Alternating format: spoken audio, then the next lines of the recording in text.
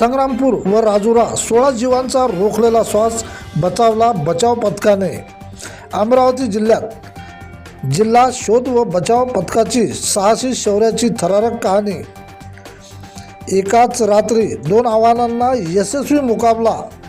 ज्यावेळी 4 बाजूने मृत्यूने थैमान, नद्याचे रौद्र रूप, काळोखा रात्रीत आशाचे किरण मावळत असते, नेमक्या त्याच क्षणी जीव मुठीत धरून मदतीला धावून येतात फक्त बचाव पथक। भयान रात्री नांदगाव खंडेश्वर तालुक्यातील बेंबळा नदीला महापूर।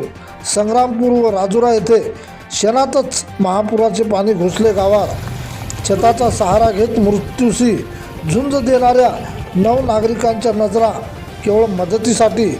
जिल्हाधिकारी आशिष येरेकर यांच्या आदेशाने उपजिल्हा अधिकारी संतोष काकडे, जिल्हा आपत्ती अधिकारी सुरेंद्र रामेकर मार्गदर्शनात रेस्क्यू टीम रात्री 12 वाजता घटनास्थळी। टॉर्चचा प्रकाश, बोटीचा आवाज त्यांच्यापर्यंत पोहोचताच आपण वाचलो या भावनेने डोक्यात आनंदाचे अश्रू। 9 जणांना बोटीत बसून पुराच्या तावडीतून वाचविले।